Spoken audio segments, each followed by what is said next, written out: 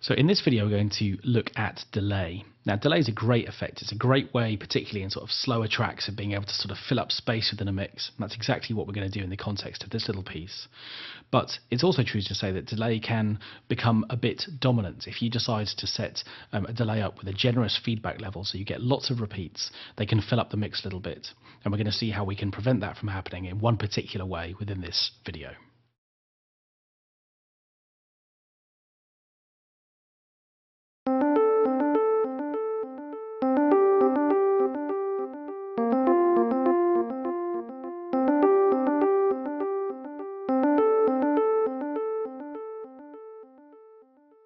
Okay, so here are the delays that I've put on this electric piano part. Let's now hear that in the context of this piece altogether.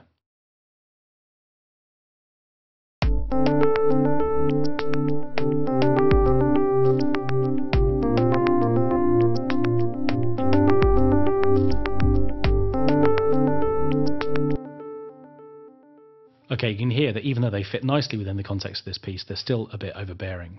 So what I'm going to do is to come to the auxiliary bus on which these delays are set up, and I'm going to open up the autofilter. Now, the autofilter is a great effect which allows you to add an envelope style control to filtering, or an LFO style control to filtering. It's the latter that I want to do on this particular piece. So I'm going to get rid of the amount of envelope effect and switch on the amount of cutoff modulation via the LFO. I'm using this ramp up and down shape, which basically means that the filter is going to open and close, effectively producing this type of movement. As you can see, I'm sort of producing on the filter cutoff at the moment. So I'm going to just turn up the filter cutoff a little bit to produce this kind of wobbly movement here, and turn up resonance a bit, and open up the amount of this. And obviously, the more I open it up, the wider the movement will be. So let's just rein that in a little bit.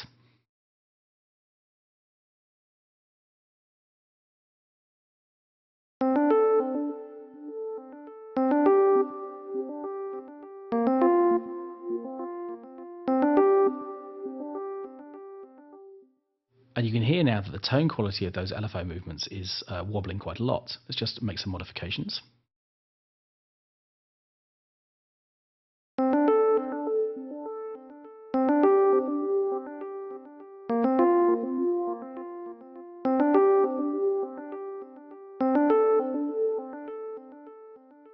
Okay, and with those extra sort of resonant bits in there, that's working really nicely, a nice warm delay. And after that, what I'm going to do is to come back into the modulation folder and grab tremolo. And I'm going to use this to clock the sound from left to right, across a bar,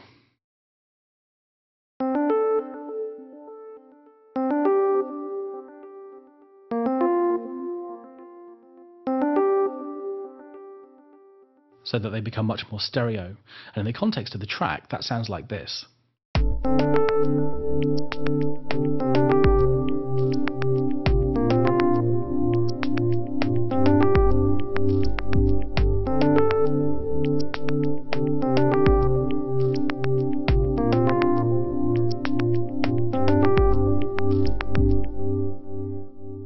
And the great thing about that, and you can see that I'm actually making adjustments turning up the level now of those delays, whereas before they were completely overbearing. Now that there's tone control on them, they can actually afford to come up in the mix.